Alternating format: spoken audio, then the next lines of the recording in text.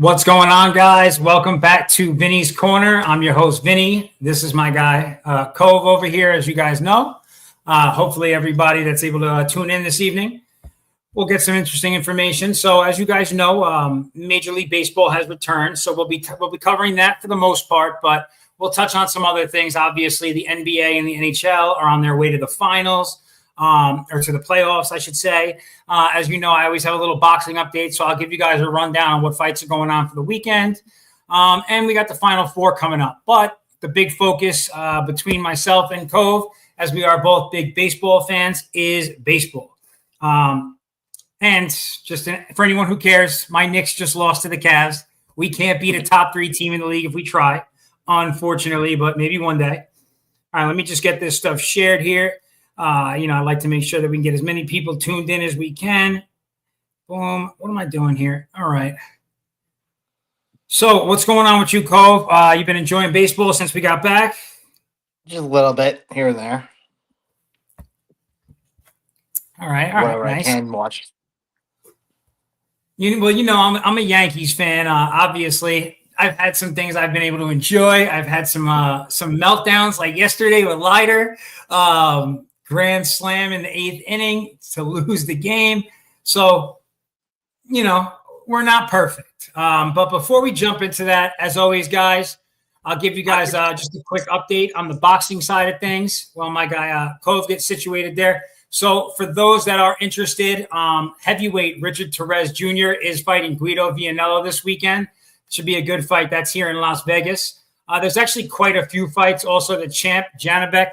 I don't like to pronounce his last name because it's hectic, but he's fighting in Kazakhstan, putting his belt on the line for the IBO. Well, his belts, the IBO and the IBF and the WBO middleweight titles. And then also Joe Joyce and Philip Hrgovic are fighting in England this weekend. That should be a good one. That's going to be a banger. Both of those are tough heavyweights, so that should be a good match. And then, of course, the bloodbath. Tim Tszyu is fighting on Sunday, I guess. So it's Tim Tszyu against Joseph Spencer, junior middleweight. Every fight that Tim Tszyu is in is an absolute war, win, lose, or draw. So definitely some things to tune into this weekend if you are boxing fans, fight fans in general. I think there's a UFC fight night going on too. Maybe I'll touch on that a little bit later. I don't know the information offhand, so I'm not going to try and get it. So Major League Baseball is back. We're about a week into the season now, right? It's been pretty eventful, right, to say the least. So just to kind of start off, I wanted to share before we jump into like all the teams, and Cove's got some questions as always. I wanted to share my top 5 players this year in 2025. And no, as the Yankees fan, Aaron Judge is not number 1. If anyone was wondering, he's number 3 on my list. And I've got one pitcher on there I wanted to highlight too, because I can't wait to see him play this year, and I think he's going to be a Cy Young guy. So number 1 is Shohei Ohtani, of course. I think that the MVP is his to lose in the NL.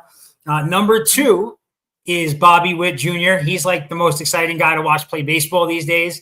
I love the guy. I wish he was a Yankee, but Kansas City, more power to him. Number 3 is my guy, Aaron Judge, who's come out swinging. He's got 4 home runs on the season already. So, he's doing his thing. Number 4 is another LA Dodger, Mookie Betts. I just think Mookie's going to have a tremendous season. He's played good every year, obviously, but I'm pretty confident in what he's been doing and how he prepared for this season. I expect to see big things out of him. And then rounding out my top 5 is Guardian Jose Ramirez. Those are my top 5 players to watch this season. And I think number 6 that should just get a mention is Ellie De La Cruz. I don't know if you saw his catch today. Oh, yeah. Wild, right? That guy is something else, man. He's exciting to watch play baseball. And then on the pitcher side of things, Paul Skeens, man. Paul Skeens. I like that guy a lot. He's just exciting to watch. He's got a great mustache, Obviously, I like guys with mustaches. So I'm pretty excited to watch a lot of these guys play baseball this year. Obviously, my guy, Aaron Judge. So as we kick off the MLB season, so you're going with the Yankees this year, my friend? Well, I was gonna go with the Yankees because Angels. everybody's on the Yankees, the thing. But I'll be surprised, y'all. But it has nothing to do with the hat because the hat has to do with Canada. What It's is a that? Canadian logo, Canadian That's baseball. that's a pretty sharp logo. Pretty Yeah, sharp logo. it's you'll see Township here. It's the local team that plays here, Okay. the Okay. youth leagues. So, but after talking to the girlfriend, and she's into sports, so we've decided of all Angels. So Cove is an Angels fan now. Yeah, I don't know where that's going to go. Who you got? Trout, right? You yeah. root for Trout. Trout's awesome. I don't know. I mean, I don't know where they're But going to. I'll say it this way. There's a guy who I took with while I went to the Angels, Yohan Moncada. I hate the guy, but I love the guy at the same time. He's a solid player. Solid So player. he left the White Sox and he's on the Angels now. So I kind of went where Moncada went. So traditionally, so everybody knows, Cove is a White Sox fan. But he wanted to switch things up this season, and per the girlfriend, what a good guy he is now rooting for the Angels in 2025. Yeah. Tremendous idea. We'll see how that goes, I guess, right? Yes. What are they looking like so far this season? You know what? Let me just go look at the They're standings. 4-2. They got beat 12-4 today by St. Louis, but they were 4-1 at one point. So Okay, solid so they're not start. bad. They're in a division that can be really tough, right? The Mariners have looked pretty good this season. The Astros, not so much, but Yeah. you never know with the Astros. And then obviously the Rangers are cooking. They're 5-2. They're doing exactly what they need to be doing. And then you got the Athletics. The Athletics are just a tough one because obviously, they're the Oakland Athletics, but they're the Las Vegas Athletics. But this season they're the Sacramento. So they're just Athletics.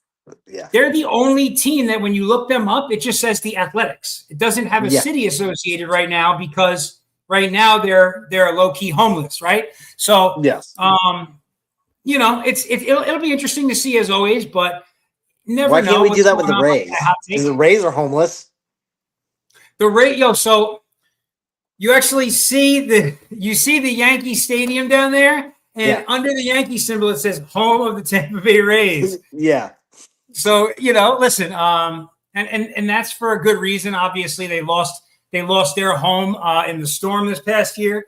So the Yankees being the good guys that they are, right?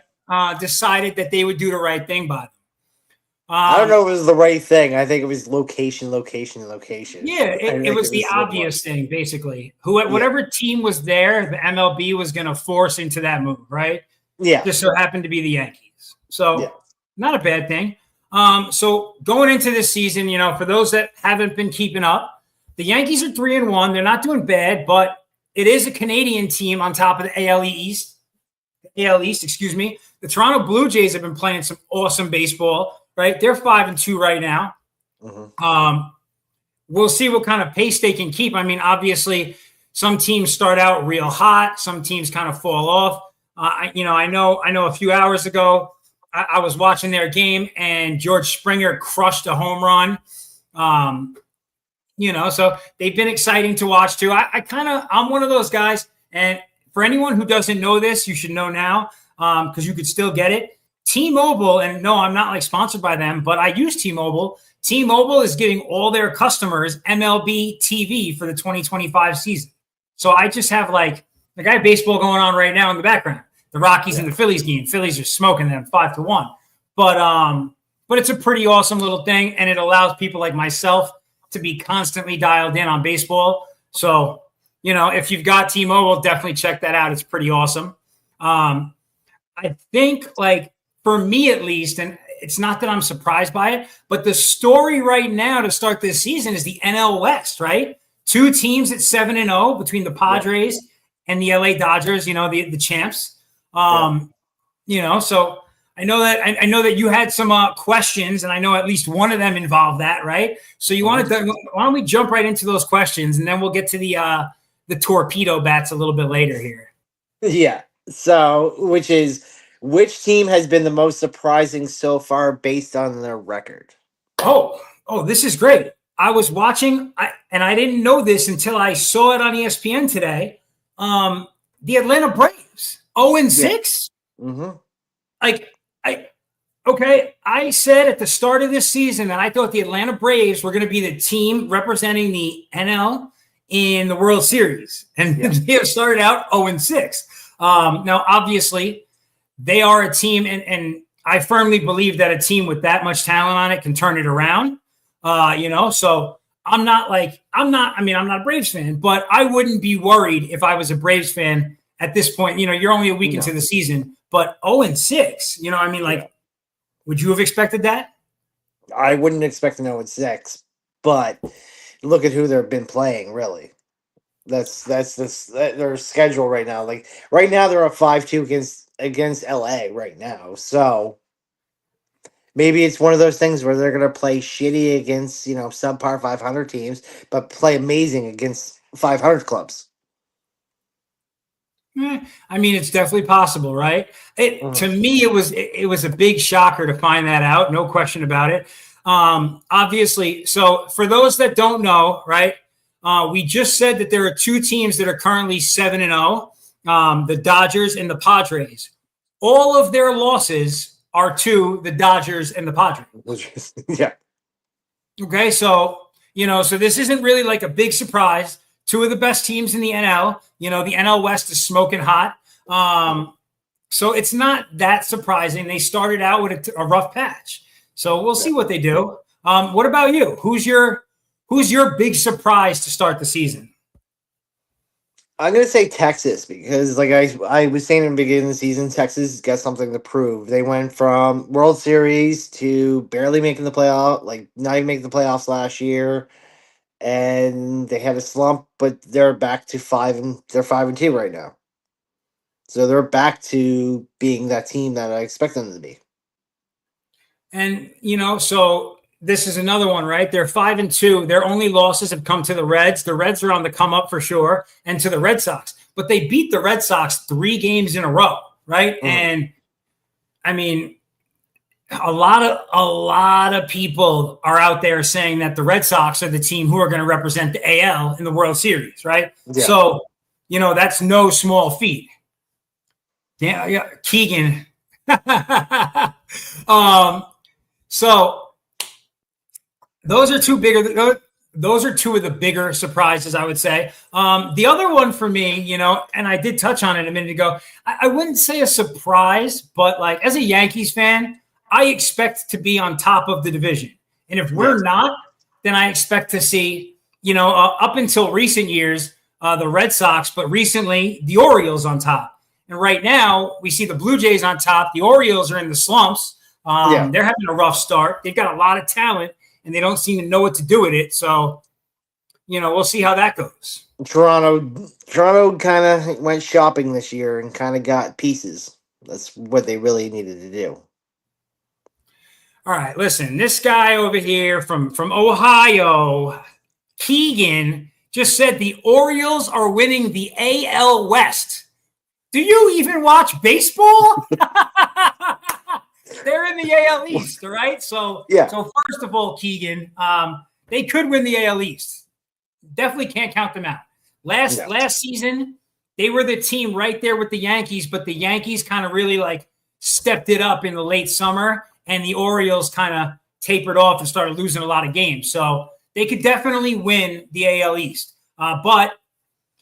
So a lot of people are saying the Red Sox got the next Cy Young winner out of the AL, Crochet, right? Mm-hmm. They've got some pieces on that team, but they haven't looked like the Red Sox, right? So we'll see what happens. All right, so what's up with the next question? What do we got?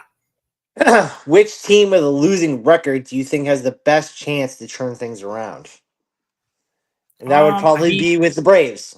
The Braves have the best chance because I don't think you expect them to be 0-6. No, they're okay. So I think they're the most obvious answer, right? The Braves, 100%. I would, but so the team that I would say, and it's the Red Sox. It's the Red Sox are 2-4. I don't expect to see that. But okay, so right now the Guardians are 2-4, right?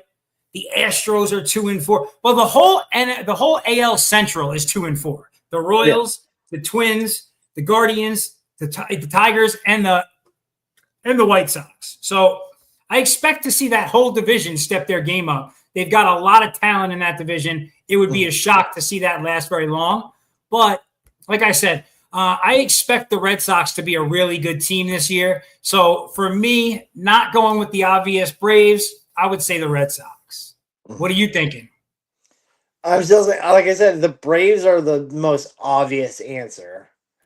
But I will give it to the White Sox because from a 40-win team last year, you expected them to start off slow. They are a 2-4 team right now, but they were 2-1 at one point. Like, that was a winning record for them last year. Like, I think it was like May or something like that since they had a above 500 record. So, I mean, the fact that they started out with 2-4, And let's see, what do they got coming up? Let's get a look at a couple of their next few games coming up here. Oh, so you know what? It's going to be tough. It's definitely so. One or two of the teams in that division are going to turn it around real quick because they have starting Friday. They have a series against Detroit, 3-game series through Sunday, and then next week on Tuesday they kick off a 3-gamer against Cleveland. So that would be the optimal time. Hopefully, if they can come out of those two series 500, 3-3. And they're not in a bad place, right? They'll still be, 5-7, but I mean, the other one I would say is Minnesota. Minnesota has been looking real bad. I can't argue that at all. There's honestly, there have really only been a couple of teams I feel like this season that have just looked like obviously we know the Dodgers. You're amazing, right? Okay, we get it.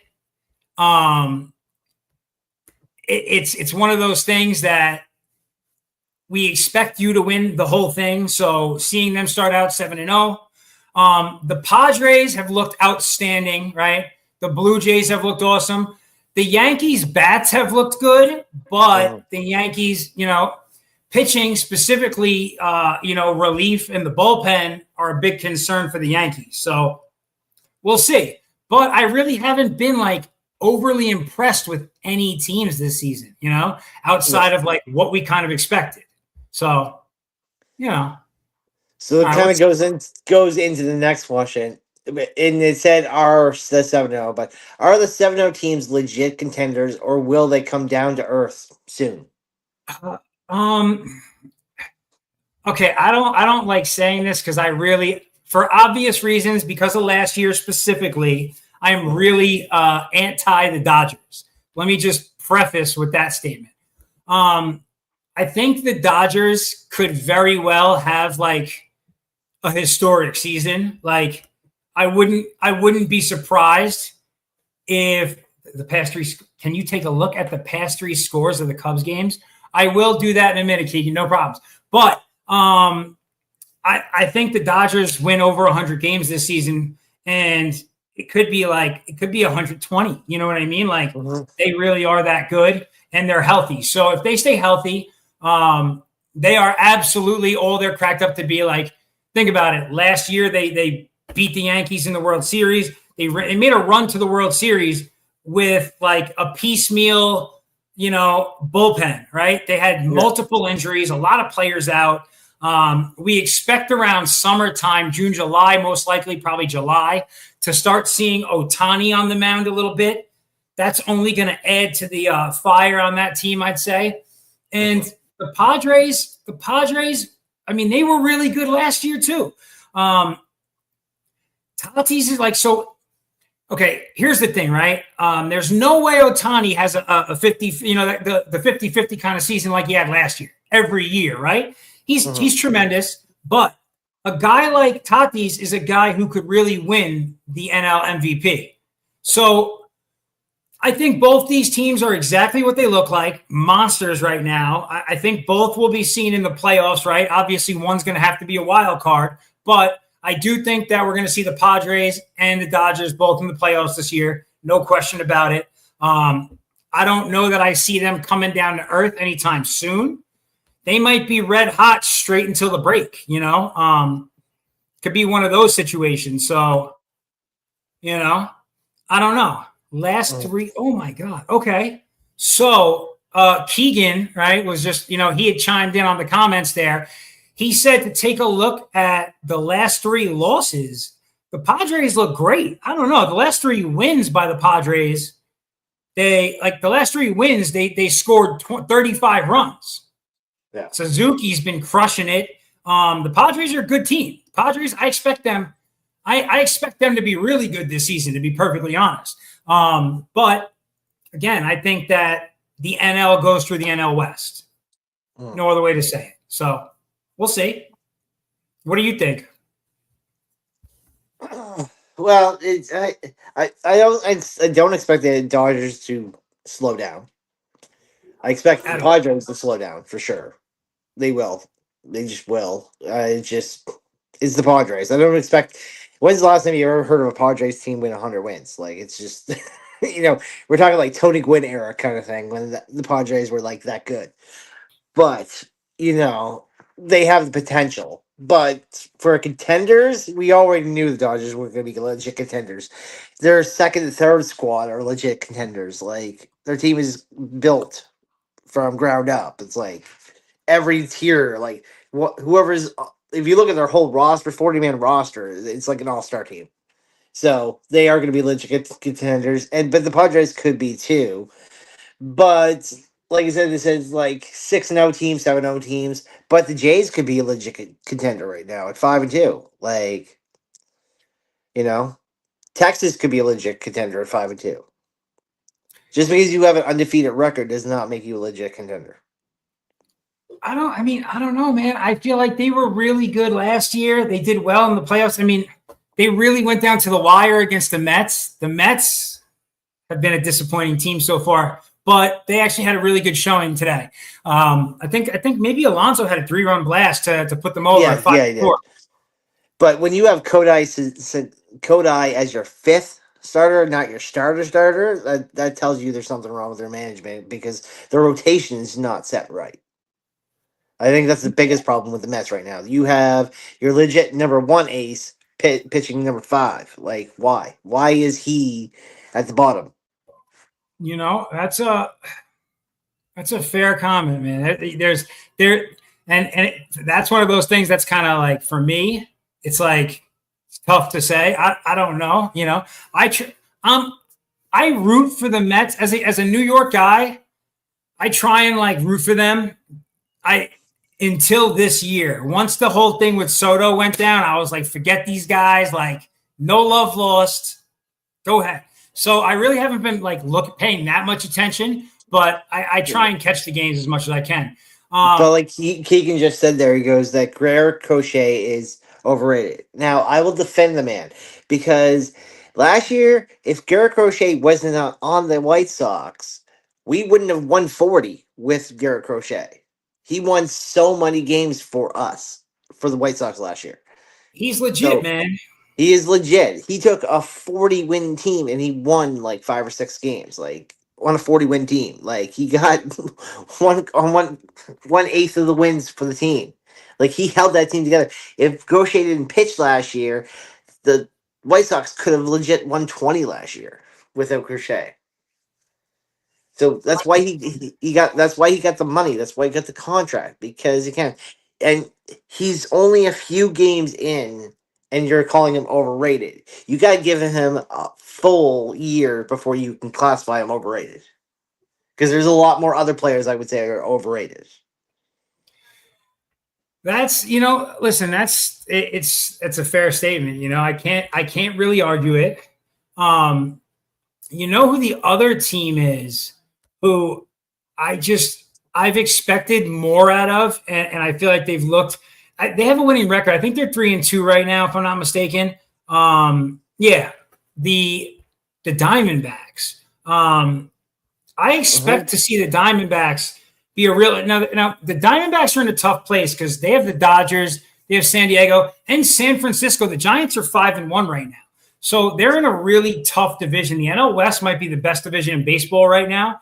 Kind of crazy hearing me say that, but that goes with my next question as we roll into it. Which team run differential plus minus tells a different story than their actual record? And I was going to say the same thing. Diamondbacks. You look at their run for and against, and they have a 3-2 record. Dude, I mean, you know what it is when they win, like, okay, so they've lost games. You know, they've given up 10 runs in a loss, but they've also put up 10 runs in a win, right? So they're kind of like they're a bit of a seesaw. They're not like, if you look at their numbers in their wins and losses, they're not that consistent at this point. Mm-hmm. I think they'll settle down. They're another team. Like I feel like if it's for me, the two teams that I was thinking, because I feel like the Dodgers are not going to go back to back, if I'm being honest. I don't know how or why. It'll be the playoffs or something, but I feel like they're not going to the World Series. And I told you, the Braves were the number one team that I picked. The number two team I picked was the Arizona Diamondbacks. So I don't know. I mean, like they just – the run differential is definitely a big thing there. That's one thing the Yankees got going for them. Yeah, because of that series against the Brewers. It was a little hectic, but definitely it was a fun one as a Yankees fan, no question about it. You mean against the Twins? No, the Brewers series. We crushed the Brewers. No, you guys only played 4 games. You only played 4 games. It was against Minnesota. 32 runs against Minnesota. Was it? Games. Am I tripping? Yes. Yeah. I might be tripping, but I really it was Minnesota. That's why I was making comments about Minnesota looks bad because in 2 games against the Yankees they gave up 32 runs. Minnesota's. Hold on. Wrong. Okay. The Yankees have 1 loss against the Arizona Diamondbacks, and they have 3 wins against the Milwaukee Brewers. I'm looking at our schedule right now. I could have swore they played the Twins. So they had a 12-3 win, they had a 20-9 win, and a 4-2 win. We swept that series with 36 runs, which was I could have swore they played Minnesota. And we're live right now. Pardon my language. I hate to be the bearer of my own bad news. It's the bottom of the 9th, 2 outs, 4-3. Arizona Diamondbacks are winning, and there is nobody on base. So there's a very good chance the Yankees are about to move to 3-2, and the Diamondbacks to 4-2 momentarily. So yeah, it looks like it just happened. They just lost. Oh yes, because you lit up. No, it was the Brewers because you lit up Cortez. You lit up Cortez. Yeah. Yes, bro. Somebody was like, "Is this rigged? Is Cortez throwing meatballs on purpose?" I'm like, no, it's not on purpose. He only knows how to throw meatballs. What do you mean? It's one of those things, though. And so I think we still have 1 or 2 more questions. But the Yankees series, I just want to say, because we are going to jump to it in a minute or in a couple minutes, the Yankees series put a big spotlight on this new torpedo bat.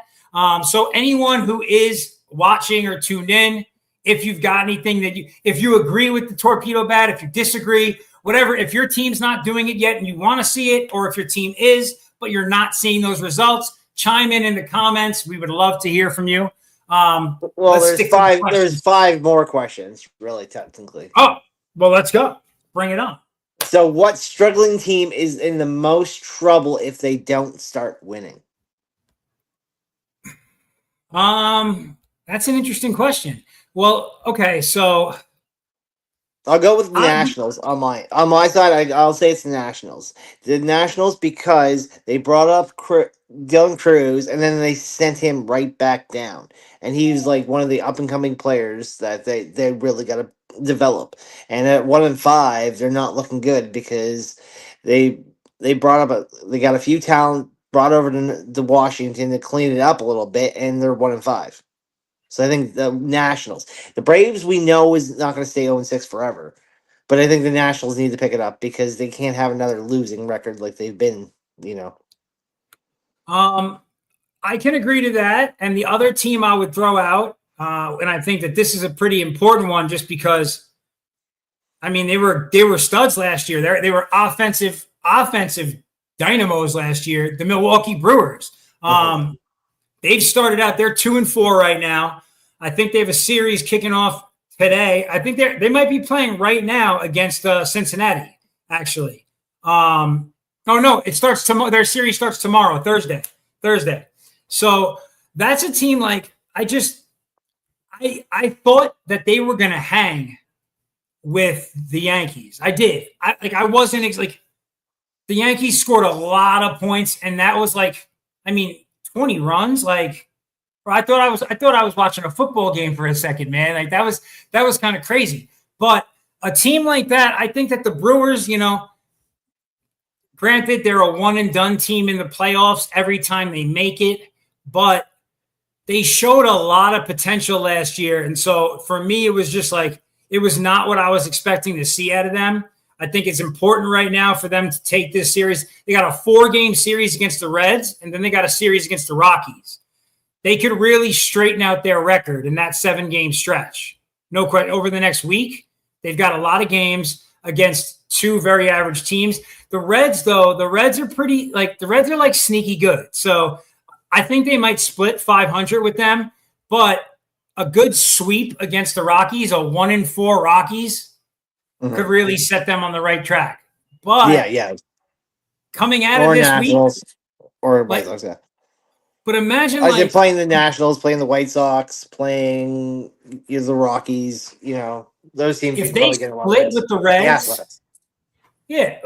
that's true. But if they split with the Reds and then come out of or lose this series against the Rockies, then everyone's looking at them like, what's going on? What's going on in Milwaukee, right? So well, I look at he was talking about with the Cubs. They scored 18 runs against the Athletics, 10 against the Athletics tonight. So they scored 35 runs against the Athletics in the last 3 games. Kyle Tucker's on a heater.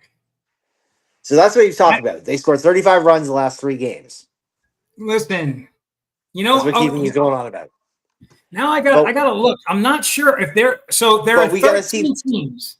But Keegan, we gotta see playoffs before you can start going off about 35 runs in 3 games. Listen, the Cubs are still the Cubs. They're not. Okay, so here's the answer to this.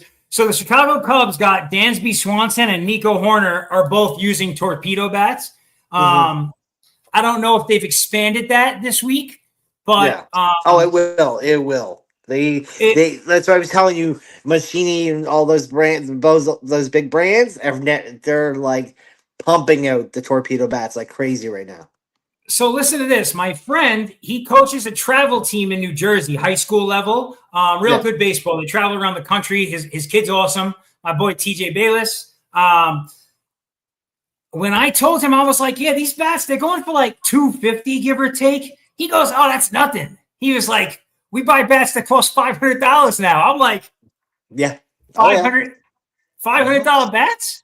Yeah. But I really didn't even realize that. Because they're now like composite bats now. Like they're half wood, half aluminum. They're high end now. So like they are like 3. That's what I was telling the girlfriend the other day. They're between 200 to 400, US. Here's what I don't understand about that, right? So the composite bat, they can use high school, they can use in college, but as soon as you get to the big leagues, you got to go with wood. Straight wood. Wood. Like, I just don't understand why some of these composite bats are wood with aluminum inside. There's ones like that too now. But they're not allowed to use those in the big leagues. No. They're not allowed to use in the big leagues. They can't use a bat. Doesn't mean it's not going to happen. It doesn't mean the more they develop these composite bats, they might bring them into the big league. But that's the integrity of the game by taking away the wood. So the Reds are on a 20 scoreless inning stretch. Yeah. Wow. Yeah. Okay. So they only lost 1-0 to the Rangers today, so it wasn't that bad. Well, listen, that's a team that has potential, I feel like. Obviously, it's not showing at this point. They lost 1-0 the last two. Listen, you can't lose 2 games in a row, 1-0, right? Yeah. But that's a defensive game, though. When you look at that, though, 1-0 game doesn't mean there's a problem because you held them to 1 run, and it's the 5-2 Rangers to 1 run. So I'll give them that. They held that team at 5. They were 4-2 today when they walked in there and held them to 1 run. And Texas is hot. Yeah, Eovaldi pitched he pitched a full game. Yeah. So you held the last 2 games to 1 run. I mean, some of these guys have been giving them 18 runs. So holding and major league teams to 1 run, that's a solid outing for pitching. Well, they've got the defensive side of the game down pat, but they've got to generate some offense. Where a team like Milwaukee needs to put together some defense. Which division race looks like will be the most competitive based up on the early standings? Got to be the NL West, right? It's the Padres and the Dodgers right now, neck and neck. I mean, both teams look ridiculous. Okay, first of all, Keegan, stop. Ellie De La Cruz does not suck. That's generational. 16 seconds from home to home. Bro, who else runs that fast? He is a ridiculous talent. He's the kind of player I would love to see in a Yankees jersey one day. I'm just going to, I'd love to see a lot of people in a Yankees jersey one day. But no, he's sensational. He's a great player. No two ways about it. But with my question, I'd say it's the AL Central because everybody's 2-4 right now. Everybody's subpar. Everybody's right here. The AL Central is so hectic right now. Yeah. I can't even believe there's a whole division that everyone has a losing record in. It's the AL Central. Right now, who do you think comes out of that division? Out of that division, I would say KC. I say KC's going to take the AL Central. I don't think it's going to be the Guardians. I think it's going to come down to KC and the Guardians. KC's going to get number 1, and Guardians are going to take number 2. And then, obviously, you're going to Detroit in 3. I think, I genuinely think that Bobby Witt is going to be the AL MVP this season. That's, you can mark that down now. That's my thought. 30 errors. And go ahead, Keegan. It's not like we're calling him a generational talent, but he's amazing. He's awesome to watch play baseball. His catch today was phenomenal. He's a highlight reel. Jesus. That's what he is. So, do you think there's what? Do you think any of the early hot streaks are unsustainable? In which team will fade first? I think you said it already, right? Padres. Padres, yeah. Right? The Dodgers are legitimately built good enough to win 120 games this season. So, I feel, but I still think they'll take some losing streaks. Their pitching will get hurt, and then they'll lose a couple games in a row. So I don't think any of these hot streaks are going to stick. Really, fingers crossed. I would. So, which underperforming team is unlucky rather than actually bad? Which underperforming team is just unlucky right now? And I'd say it's Arizona. I would say Arizona or the Baltimore Orioles. I feel like Baltimore is underperforming right now too. Yeah, or the Mets. Mets are 3-3, and you expect them to be a little bit better too. Well, and so I think the Mets. I think that you touched on it for the Mets, right? Okay, so first of all, they're hitting, right? They're not hitting bad by any means, but that new lineup with, Soto, Lindor, Alonso, I mean, they've got some guys on that team, but they haven't gelled yet. What we're expecting to see from them, mid-season form, I think is going to be a whole different animal offensively. And really the biggest thing, the Mets woulda, shoulda, coulda, but Pete Alonso banged a 3-run homer, Keegan, relax. But You highlighted it, right? Right now the rotation is messed up. Yeah. They got to fix the rotation. Mm-hmm. Right? So you fix the rotation, you fix a lot of the problems. Pretty much. And then, like you said, you don't know where like Alonso and all these guys are going to sit. Like, who's good? You named you go Soto, Lindor, blah blah. They're all 3, 4, 5 hitters. But which way do you rotate that? Put them in the rotation. Which one's 3? Which one's 4? Which one's 5? And it all depends on how they play. Like, you know, it's interesting you say that because I was watching today and I was like, okay, Lindor's up now and Soto's behind him, and in my mind, I'm thinking Soto should be batting before him. Yeah. That's just like, for me, that's where my mind went immediately. I was like, I see Soto batting before Lindor in this lineup, but well, that's what I said. I would put Alonso, then Soto, then Lindor. That would be my 3, 4, 5. Soto is only going to get worse from here. That's a fact. He is only going to get worse. He's only going to get worse, but that kid has a ridiculous. Ever watch him like just warming up? His method is just insane. Here's my thing, right? And I'm gonna sound like a hater. So you know what, guys, enjoy it. I'm a Yankees fan. Deal with it, right? But this guy just got almost $1 billion contract, right? Let's call it what it is. If Aaron Judge had the same season that Juan Soto did last year, people would have been like, what a terrible season by Aaron Judge. Mm-hmm. No question about it. Yeah, but also on top of this, we're judging somebody moving from one team, not just one team. He's leaving the AL to go to the NL. The NL and the AL are 2 different leagues, and you got to adjust to that league. But where did he start? He started in the NL. In the NL. Yeah, he started in the NL, but he was really young. He was on the Nationals, though. He was on the Nationals when he was one of their best players. Yeah, I know, but that team went from that team was a miracle to win the World Series. You remember, they were bad at the beginning, and then they picked it up. Yeah. And Soto was the one who helped it because he is a talent, but he started in NL, but he was in Washington, and a lot of people. Bryce Harper. He went from there to Philadelphia. A lot of guys, went from that organization to somewhere else and did better. So Soto can only go up, in my mind. Yeah, listen, it's hard to knock him. Like when he was a Yankee, I told you guys last year, we signed him to the contract. I'm immediately going and getting the jersey.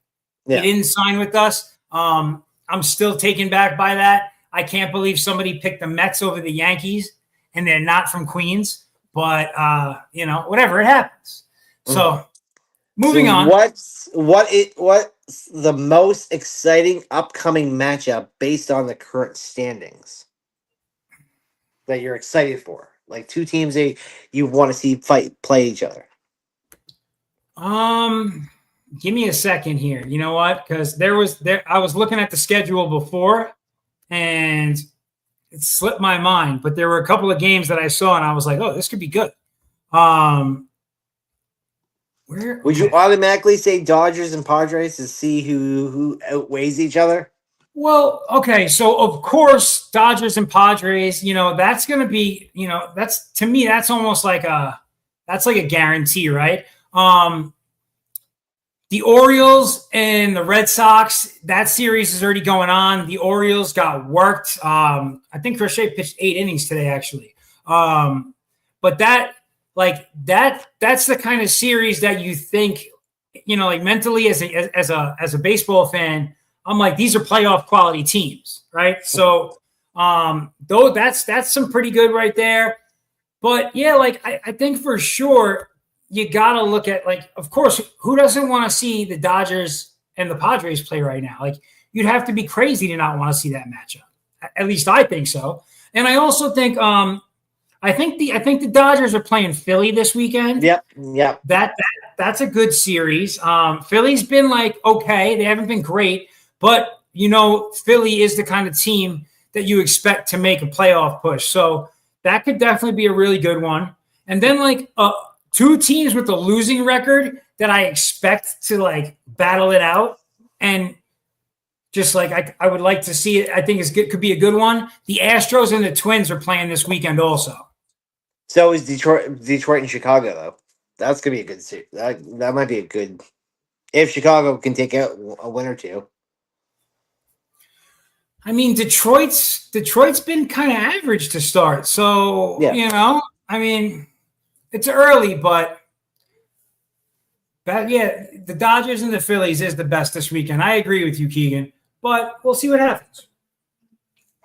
But that's because there's not a lot of good – there's not – as I'm looking through the next couple weeks, there's really not a lot of good series as we come back next week when we talk about it. There's not a lot of great series next week, really. Like New York's playing Detroit. That could be a good season. That's the following week where we're looking at next Wednesday. You have New York versus Detroit next Wednesday. And hopefully we're playing against game one is going to be against Skubal, right? Or Skubal, however you want to pronounce it. But I like to watch him pitch, and I want to see if our bats can turn him out. I'll be honest. I think the Yankees are going to have more than 300 home runs this season. Just going to go ahead and put that out there for everybody who's listening. That's how I'm feeling about the Yankees right now. I am definitely confident in my team.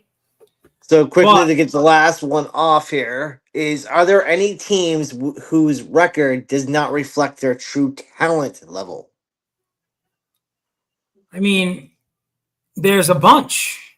Like the Brewers, like I said, I mean, their offense just does not look like what it could be this season. The very obvious one is the Braves. How are the Braves looking against what's it called? The Dodgers. What's the score on that? I'll give you a second. It's 5-3 right now, top five. I think so. Yeah, 5-3 bottom five. It would be a great statement for them to come out and beat the Dodgers tonight to kind of start their turnaround. That would be cool. But I think it's got to be the Braves, right? Yeah. Nobody saw the Braves losing their first 6 games in a row. Nobody. No. So to me, that's got to be the team, right? I mean, and like I said, if they hold on tonight, they can take out Dodgers. And what would you say if all of a sudden this weekend the 0-6 Braves beat the 7-0 Dodgers, and all of a sudden they become 3-6 versus 7-3s? Like that would be insane. That'd be a turnaround. Listen, it'll make sense why I picked them to go for the NL this year, because that's what I expected to see out of them. So, all right. So the next thing on the slate for Major League Baseball, and obviously this has been the hot topic, I think, for everybody in baseball. Some folks are saying, and obviously the Yankees get highlighted, even though there are 13 teams currently using the bats. So specifically, we are talking about the torpedo bats. For those that don't know, a current list of, let me get that in front of the camera there. You can't really see too well, but I should have sent it to my laptop and I didn't. But the Baltimore Orioles have Adley Rutschman using it. The Phillies, Alec Boehm's using it. The Yankees, we have Volpe, Wells, Bellinger, Chisholm, and Goldschmidt using it. My man Judge is old school. He doesn't need that. He just cranks them anyway.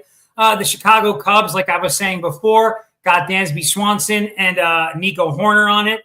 The Blue Jays have Dave Schneider and Ernie Clement. The Reds got Ellie De La Cruz and Jose Trevino both using it. The Mets, Francisco Lindor has been using one. O'Neill Cruz for the Pirates. The Rays got Junior Caminero and Yandy Diaz. The Padres, Manny Machado. And I like that for Manny because, I'd like to see him cook this season. He's using one. Dodgers, Kiki Hernandez and Max Muncy are expected to start using them this week. I don't know if they're using them tonight or not, but I know they ordered them for those guys. The Brewers, Rhys Hoskins, and the Minnesota Twins, Ryan Jeffers. So there are 13 teams in the league using these torpedo bats. Obviously, the series last weekend where the Yankees completely just put the work to the Brewers and scored 36 runs over a series, an average of 12 runs a game in a 3-game series, which is wild. Put a big highlight on it. Chisholm, Jazz has been doing his thing. He's a small guy. He's cranking the ball with those. But a lot of people like yourself who grew up playing the sport, who played at AAA level, who coached it, hate it, right? And they're saying, it ruins the spirit of the game. This is not like baseball. They want to stay classic like it is. There's a lot of different things people are saying. How do you feel, Cole, about the torpedo bats? Well, like I was showing you, the torpedo bat is it was a training bat. It's been used before, like to learn how to use the sweet spot on the bat. So, I mean, you still got to be able to swing. You still got to be able to hit the ball. You still got to be able to play the game. I don't think it's going to affect too much. Now, like you said, like I was showing you, all the big brands are now putting them out there. So we'll see. We'll see in a month. If all of a sudden everybody's becomes average with this thing, it's fine with me. But if certain teams continue to dominate with it and other teams are not, then yeah, I could see the disadvantage. But like you just said, like the 35 runs of the Yankees rolled. Well, the Cubs just got 35 runs, and they're on the list for the torpedo bat. So there is a lot of statistics on it that's showing it does generally change it, because you're seeing 30-run offenses over 3 games with the torpedo bat on a majority of their team. So it is a disadvantage, but once we get everybody, we're also playing 162 games. This is not like we're playing 42 games and this is going to be a huge advantage. You still got 100 games to go. So we'll see how the league does it. And so now here's another interesting one. And nobody really knew this, but if you go back and watch footage, you can see that he was using the bat. Giancarlo, my guy Stanton, was using a torpedo bat during the playoffs last season. Yeah. He was like one of the test guys for this physicist that they had working on these bats. Yeah. But, right, so as much success as he had, he's also publicly come out and said that he believes that the way that he altered his swing as a result of the new bat is the reason why he's currently injured. Yeah. So this could be a good thing. It could be a bad thing. I think it's going to depend on Well, anytime a player uses a new bat, they have to develop a new swing with a new bat. So if you're so used to hitting the bat in the lower part of the bat, which a lot of people do, not so much the top part of the bat, because you're not always going to get that sweet spot, but it's going to alter your swing. And it's going to, so when you alter your swing, you're going to get injuries. It's going to happen. It's just going to happen. So this might be a good thing. It might be a real bad thing, because it might injure some of the top players trying to alter themselves for this.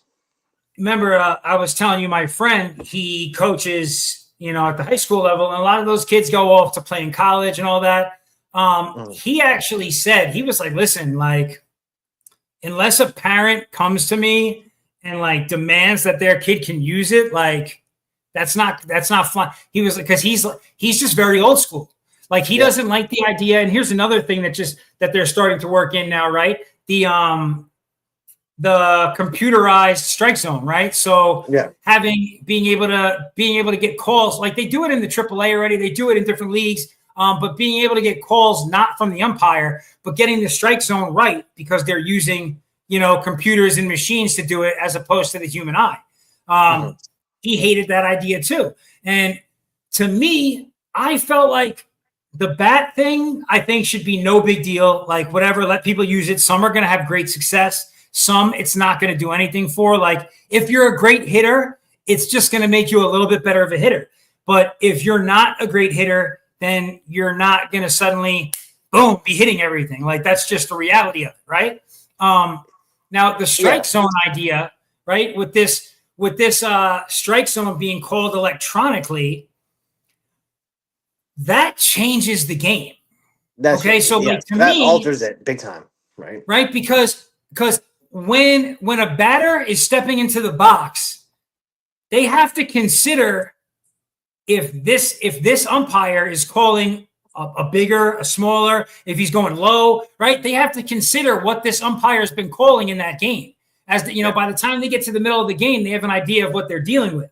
But if it becomes very static, where like it's always that same spot, it's only going to make hitting better. But I don't think it's fair, because as much as the batter has to be concerned with, right, what the ump is calling as the strike zone, so does the pitcher, right? That ump might be calling a small strike zone, right? So both sides have to adjust on the fly, and I think that's like a big piece. That's like the game within the game, right? Yeah. So to me, that's a big. I don't know if I like that one. The torpedo bat, I'm cool with. Hopefully our guys don't get hurt using it.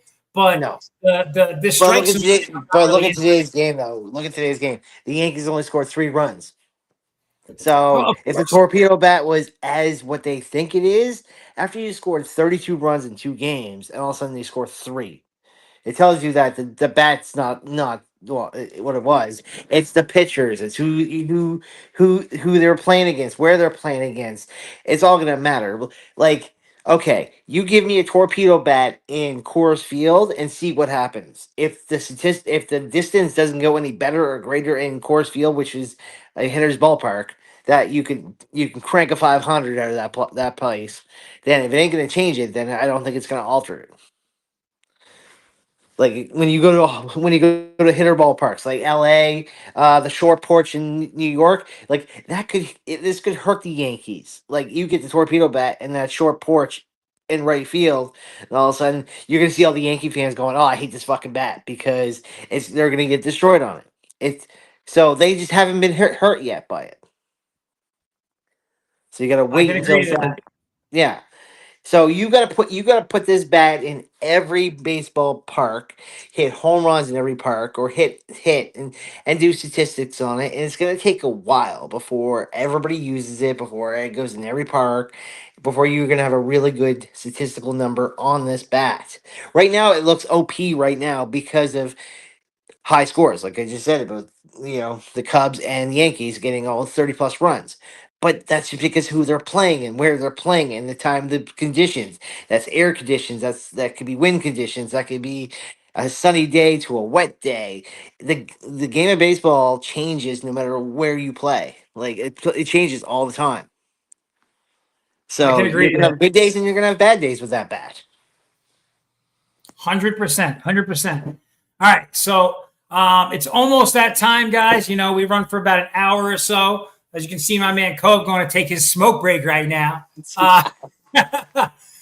Real quick, Cove, with what you've seen so far this season, who would you pick today to represent the NL and the AL in the World Series?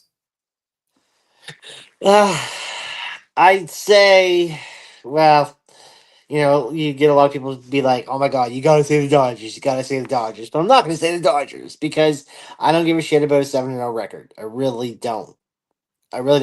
I'd say Padres have a better chance at representing than LA because I think LA is going to fall off hard eventually.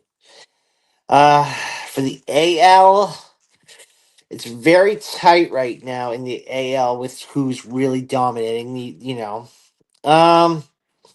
but I'll give it to the Rangers right now. The way the Rangers are playing right now, they are the team. They won a World Series 2 years ago, and this team is not much different than the team that they won 2 years ago with. So I'd say the Rangers can be dangerous if they're healthy. Okay. All right. So I'm gonna stick on one side of things. I'm gonna stick with the Braves. I do think the Braves are gonna have a big turnaround. I don't think that there's any reason to fret about them yet. The 0-6, soon to be 1-6 Braves. I think that they are going to come out of the NL. That being said, the AL, I originally said that if it's not my Yankees, and I want to play favorites, but I'm not going to play favorites because the Yankees bullpen just looks atrocious. There's no other way to say it, right? We don't have our ace. We were able to play okay against, but we're definitely not, right? the Diamondbacks are a real tough team, and they're giving us the business. Easy enough to say. The Rangers are a really, really, really solid choice. The Red Sox offense kind of concerns me. If it's not like, okay, so if it was going to be a complete wild card that I wasn't expecting this season, I might go with the Toronto Blue Jays. Yeah. I think the team that wins the AL East is the team that goes to the World Series. That's what I think. So we'll see what happens. All right, guys. It's just about that time. We didn't cover a lot else because, quite frankly, there's so much baseball to talk about. Who cares? But before we get out of here, I did just want to touch on real quick. We have the March Madness Final Four coming down to this weekend. Auburn against Florida. No, this is only the second time in March Madness history that all number ones have made the Final Four. You got Auburn against Florida, and you got Duke against Houston. And then I think Monday next week, right, the 7th, is the championship. So I'm going to just put this out there. I think that the teams going to this championship game, I think it's going to end up being Auburn against Duke, SEC against ACC. It's going to be SEC against probably Duke either way because it's Florida and Auburn are both SEC teams. But I just think that Auburn's got a lot of grit. And I don't know, man, they've been playing some mean basketball. So those are my guesses. I know you're not huge on the college basketball thing. No worries, brother. And I don't know if you saw last night, even though we lost, the Vegas Golden Knights did clinch their playoff spot. So I believe there's 3 teams now that are solidified in the West, and still in the East, only the Capitals, which is kind of interesting. I'm going to go take a look at the standings right now, see if anything else has happened since the Maple Leafs clinched today. Yeah. And the Maple Leafs and Carolina clinched today. So you got the Hurricanes, the Capitals, and the Maple Leafs are all definitely in there. Did Ovi score, though? Since we were talking hockey, did Ovi score? Hold on. Let me check. He's 891. The importance of the double hat trick game. Wait, hold on. Ain't no way. What? Wait. Hold on a second. Let me look at the stats here real quick. Ovechkin's got he got a hat trick. You got a hat trick? Wait, what game was this? Is this tonight? Hold on, I gotta look at this. They were losing 3-0, so I don't think. No, it wasn't tonight. It was the other night. But okay, so he's got 38 goals now, which means he's only 4 off from tying. No, 3. He's 891. Oh, 3 to tie, 4 to win. 4 for the record. Here it is. The goal the Ovechkin goal tracker. This is crazy. Okay, so he's at 892. The goal. Oh, he's 2 from tying 3. Wow. Yeah, so he scored tonight. So he did score tonight. That's crazy. Yeah, he scored tonight. They got 5 games left, I believe. Dude, I'm not sure. So let me take a look in the standings here. The Capitals have 7 games left. You sure it's 7? Shocked. Not including tonight? Because I think it's 6 left. They have 75 games played, it says. I thought it was 6. Okay. Yeah, bro, dude. So we're going to see history. And they said he's going to break the record with 2 games left. Dude, history, man. We're going to see history this season. And them, I think a lot of people have them as the favorites this season to win it all. Breaking the record and winning the Stanley Cup in the same season, it's just, dude. Bro, this is awesome, man. I didn't even know this. I haven't been paying as much attention. He's playing the Blackhawks on Friday. He might break it Friday. Who's he got? He's got the Blackhawks, and I can't. Oh, let's see if I can. Let's see who they got. So they got the Blackhawks. Oh, okay. Oh, they play the Blackhawks on Friday. Then they play the Hurricanes on the 10th, and then they play the Blue Jackets on the 13th. They think he's going to break it against the Blue Jackets. That's the theory. They think he's going to break it against the Blue Jackets. I mean, he could score 2 against the Blackhawks, and then He could. And oh, listen, you missed one game. On Sunday, they got the Islanders. And the Islanders have fallen off a cliff in the last week or two. So, it could be Chicago. So they got the Blackhawks, the Islanders. Then, oh my then God! No, this is why. Oh, they got a double header against the Blue Jackets on Saturday and Sunday.